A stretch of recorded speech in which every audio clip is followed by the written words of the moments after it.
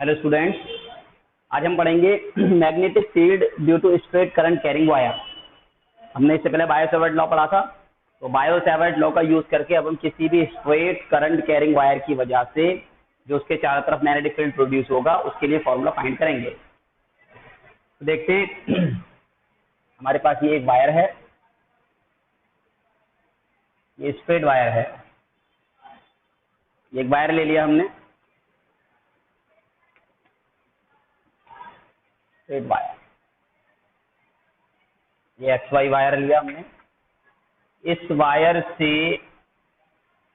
ये यहाँ पर इस पॉइंट पर हमें मैग्नेटिक फील्ड फाइंड करना है और इस वायर में करंट आई फ्लो हो रहा है।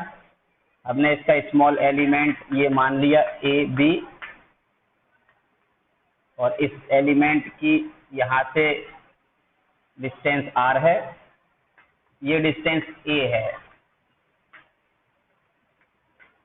ये एल डिस्टेंस है एलिमेंट का, और ये आर डिस्टेंस, ये एंगल हमने थीटा ले रखा है और ये एंगल हमने फाई लिया हुआ है। अब यहाँ से इसको ज्वाइन कर दिया और यहाँ से इसको ज्वाइन कर दिया, तो ये जो एंगल है यहाँ से यहाँ तक का, इसको फाई 1 माना, और ये यहाँ से यहाँ तक इस पी लाइन से मिलाता हुआ ये फाई 2 है।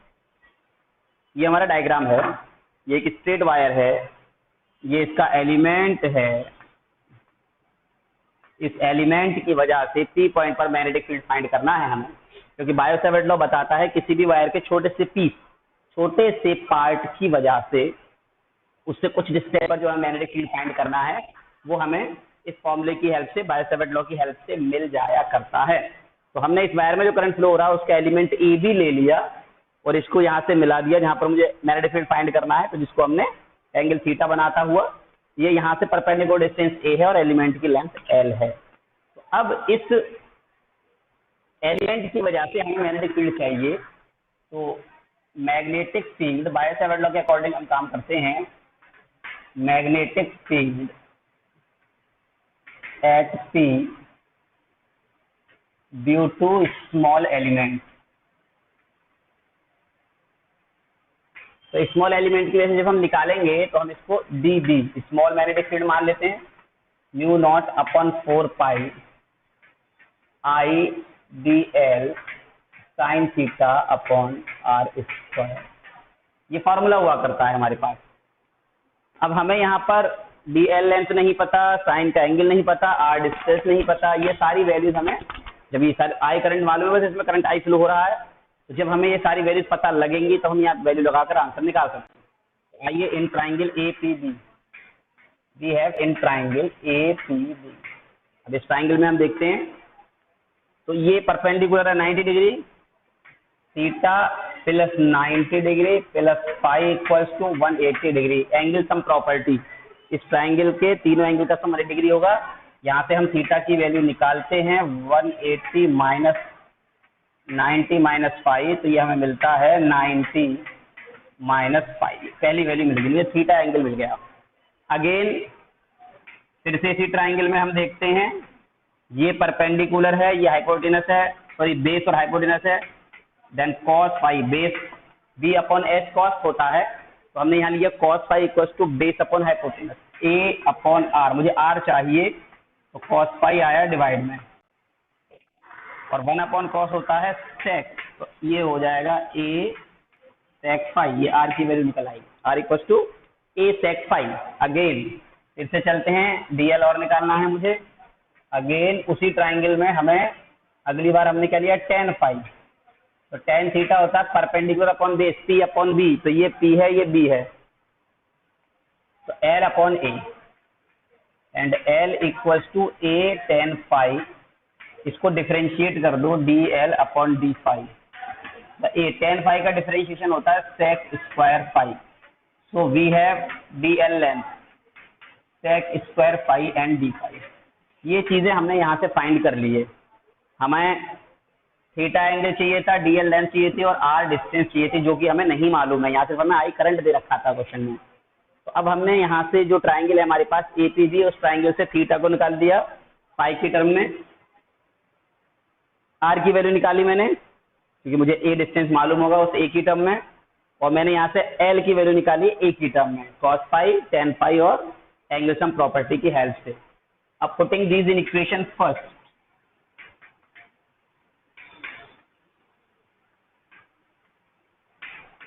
अब ये हम इक्वेशन फर्स्ट पर लेकर गए, तो इक्वेशन फर्स्ट हमारे पास d B equals to mu naught upon 4 pi I और dl हो गया a sec square phi D phi और साइन थीटा हो गया 90 minus phi upon are square हो गया ए स्क्वायर और सेक स्क्वायर फाई, आर का स्क्वायर तो ए स्क्वायर, ये आर पे स्क्वायर करेंगे तो a square sec square phi हो जाएगा। तो यहाँ से सेक स्क्वायर फाई से सेक स्क्वायर फाई कैंसिल, एक बार ए से ए कैंसिल हो गया और हमें मिल गया D B equals to mu naught upon 4 pi, A बचेगा यहाँ पर और ऊपर बचेगा sine 90 minus phi cos phi D phi, cos phi D phi. अब हमें टोटल मैग्नेटिक फील्ड निकालना है तो इसको हम क्या कर देते हैं, इंटीग्रेट कर देते हैं। कहाँ से कहाँ तक, यहाँ से यहाँ तक वायर निकालना है, तो इस पॉइंट पर ये एंगल फाई 1 बना रहा है और यहाँ से एंगल क्या बन रहा है फाई 2, एंगल का हम इंटीग्रेशन करेंगे। तो यहाँ से देखते हैं, आइए इसको सभी नोट कर लेंगे, आई थिंक सभी की समझ में आ रहा होगा ये अच्छे से। हमने थीटा निकाला, आर निकाला और डी एल निकाला और ये वैल्यूज निकालकर हमने यहाँ लगा दिया। अब यहाँ पर हमने क्या करना है, टोटल मैग्नेटिक फील्ड निकालना है, उसको इंटीग्रेट करके। सभी नोट कर लेंगे ये, अभी हम इसको मिटाने जा रहे हैं आगे का करने के लिए। वीडियो पॉज करके सभी स्टूडेंट्स को नोट करेंगे। अब आगे देखते हैं।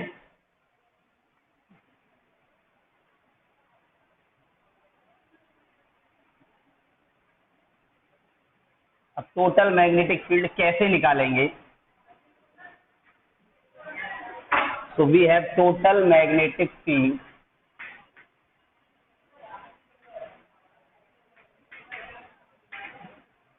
टोटल मैग्नेटिक फील्ड के लिए इसको इंटीग्रेट कर दिया, D B equals to mu naught upon 4 pi A, ये कांस्टेंट है, और माइनस फाई 1 से फाई 2 कॉस फाई और डी फाई। अब कॉस फाई डी फाई, तो कॉस का जो इंटीग्रेशन होता है वो हुआ करता है साइन फाई माइनस फाई 1 से फाई 2। अब लिमिट लगाएंगे, पहले अपर लिमिट फिर लोअर लिमिट। तो यहाँ पर लिमिट लगाते हैं हम, म्यू नॉट अपॉन 4 पाई ए, पहले फाई की जगह पर फाई 2 लगा देते हैं, साइन फाई 2 माइनस, बीच में माइनस का साइन आता है हमेशा इंटीग्रेशन की लिमिट अप्लाई करते वक्त। पहले अपर लिमिट, यहाँ पर फाई है तो फाई की लिमिट, एक्स है तो एक्स की लिमिट होगी, वाई है तो वाई की लिमिट होगी। तो यहाँ फाई है तो फाई की जगह पर मैंने पहले फाई 2 यूज कर लिया, माइनस साइन, अब ये फाई की जगह पर माइनस फाई 1 लगाएंगे हम। हमारे पास फॉर्मूला होता है sine minus theta minus sine theta हो जाया करता है। तो अब ये माइनस फाई 1 है तो ये माइनस बाहर लेकर आएंगे हम, तो it becomes mu naught upon 4 pi A और sine phi 2 plus sine phi 1 B. This is the magnetic field due to a straight current carrying wire। तो किसी भी स्ट्रेट वायर की वजह से मैग्नेटिक फील्ड के लिए ये फॉर्मूला हुआ करता है हमारा। इस फॉर्मूले की हेल्प से हम क्या फाइंड कर लेते हैं, मैग्नेटिक फील्ड फाइंड कर दिया करते हैं। जहाँ फाई 1 फाई 2 क्या है, इसके एक्सट्रीम पॉइंट से उस पॉइंट पर जहाँ मैग्नेटिक फील्ड निकालना है वहां पर बने हुए एंगल्स हैं। Is that clear to all of you? ये हमारे पास क्या निकल कर आता है, magnetic field mu naught I, और होगा यहाँ पर हर जगह आई जरूर लगा लेंगे, mu naught I upon 4 pi ए, उधर हमारा आई रह गया था, आई भी यूज करेंगे, आई जरूर बचेगा, आई नहीं कैंसिल होगा। तो mu naught I upon 4 pi A sine phi 2 plus sine phi 1। अब यहाँ कुछ स्पेशल केसेस हुआ करते हैं। तो पहला है हमारे पास case 1, if the wire is of infinite length,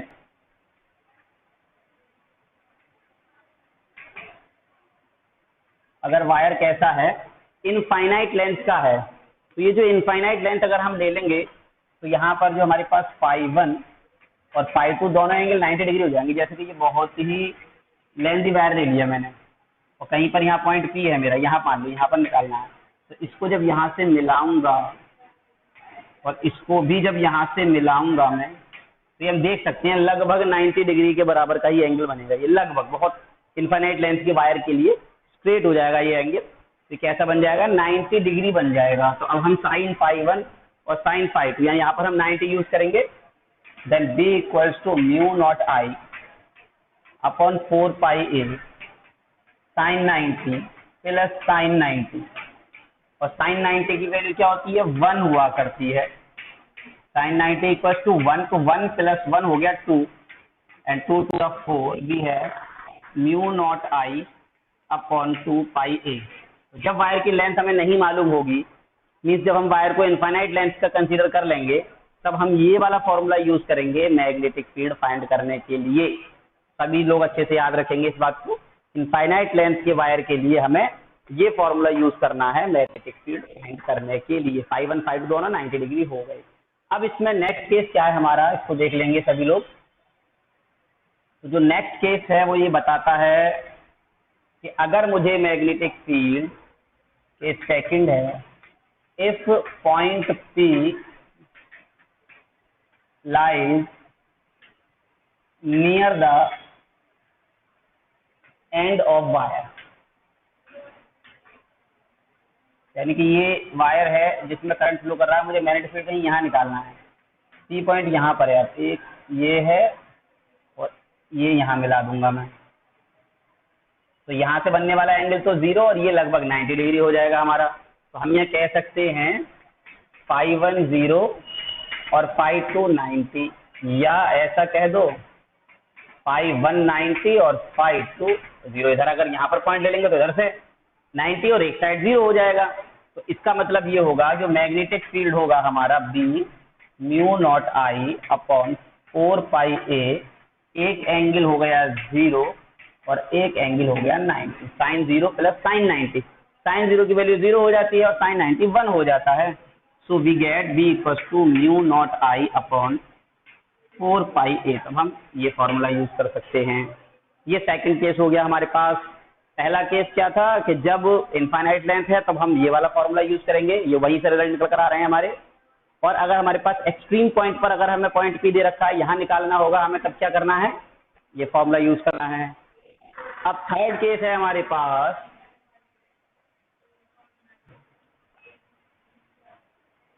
third case हमारे पास आता है कि अगर इफ पॉइंट P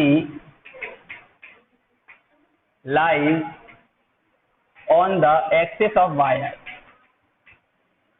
अगर पॉइंट P वायर की एक्सिस पर मौजूद है, इस तरह से है, ये करंट कैरिंग कंडक्टर है और यहाँ पर तुम्हें मैग्नेटिक फील्ड निकालना है, यानी इसके एक्सिस पर आ गए, तो इस कंडीशन में φ1 और φ2 दोनों ही 0 एंगल होंगे, क्योंकि यहाँ से हम एंगल कंसीडर नहीं कर सकते हैं, तो दोनों ही एंगल हमारे 0 हो जाएंगे। तब आएगा me equal to mu naught I upon 4 pi A sine 0 plus sine 0, दोनों की वैल्यू 0 हो जाती है। Mu naught upon 4 pi a into 0 become 0। तो यहाँ से हमें ये नेक्स्ट पॉइंट मिल जाया करता है। तो अब इसके आगे, यानी कि ये हमारे पास 0, 3 कंडीशन हो गई हमारे पास कि अगर एकदम 90 स्ट्रेट वायर है, यानी कि हमारे पास इनफाइनाइट लेंथ है, तो फॉर्मूला क्या होगा, एक एक्सट्रीम पॉइंट पर है तब फॉर्मूला क्या होगा, और एक्सिस पर है तब फॉर्मूला क्या होगा। अब इससे रिलेटेड हमें क्वेश्चंस करने होते हैं।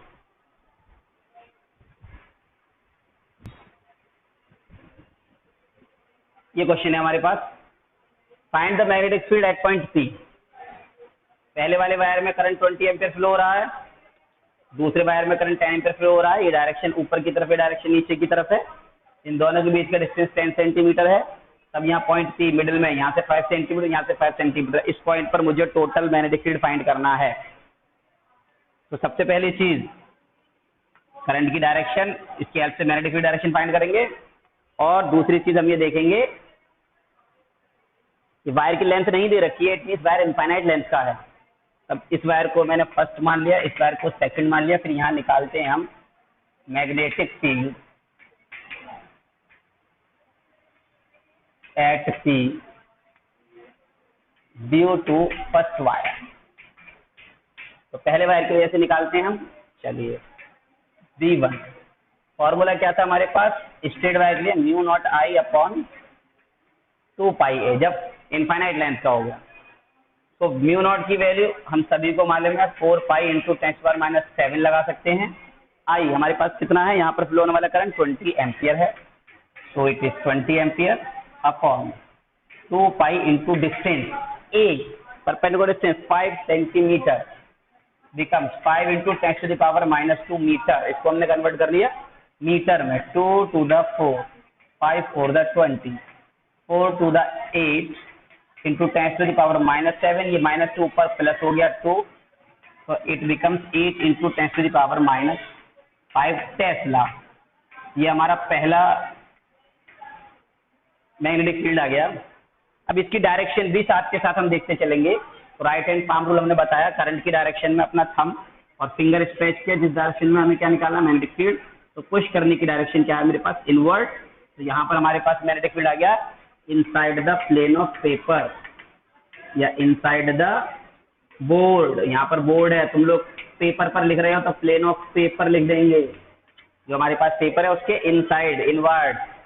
अब सेकंड, तो magnetic field at P, magnetic field at P due to second wire. अब सेकंड वायर के लिए देखते हैं हम, तो सेकंड वायर से भी यही सेम फॉर्मूला हमने यूज किया, क्योंकि ये भी इनफाइनाइट लेंथ का वायर है। म्यू नॉट की वैल्यू 4 पाई इंटू 10⁻⁷, यहाँ करंट है 10 एम्पियर अपॉन 2 पाई, डिस्टेंस है 5, तो 5 × 10⁻2 मीटर में कन्वर्ट कर लिया। तो ये हो जाता है 2 to the 4 and 5 to the 10, it becomes 4 into 10⁻⁷ और प्लस 2, तो क्या आएगा 4 इंटू 10⁻⁵ टेस्ला। अब इसकी डायरेक्शन देखेंगे, सो यहाँ आ जाते हैं, करंट क्या है डाउनवर्ड डायरेक्शन में, और मैग्नेटिक फील्ड इधर निकालना है, तो फिंगर इधर स्ट्रेच किया मैंने। तो अब इसको देखा मैंने, तो ये भी किधर जा रहा है, ये भी डाउनवर्ड चला गया inside the plane of paper. तो ये भी हमारे पास inside the plane of paper. अब ये दोनों ही क्या रहेंगे, यहाँ से अगर मैं देखता हूँ यहाँ पर, तो ये भी इनसाइड है इधर की वजह से, इसकी वजह से भी इनसाइड है, यानी कि दोनों ही मैग्नेटिक फील्ड सेम डायरेक्शन में है। तो रिजल्टेंट जो आएगा हमारा निकल कर, रिजल्टेंट कैसा आएगा, सेम होने की वजह से दोनों को ऐड कर दिया जाएगा। तो बी हो गया मेरा, ये है 8 और ये है 4, दोनों ऐड होकर मिल गया 12 into 10⁻⁻5 Tesla. This is a final answer. Okay, 10⁻⁻5 दोनों से कॉमन आके 4 + 8, सिर्फ क्या है डिजिट 8 हो जाएंगे। ये जो हमारे पास ऑर्डर है ये कॉमन ले लिया जाता है। Then 8 + 4 becomes 12 into 10⁻⁻5 tesla. तो ये हमारा पहला क्वेश्चन हो गया इसकी बेसिस पर। ठीक इसी तरह से हम और भी क्वेश्चंस करने जाएंगे अभी इसकी बेसिस पर, इसको नोट कर लें।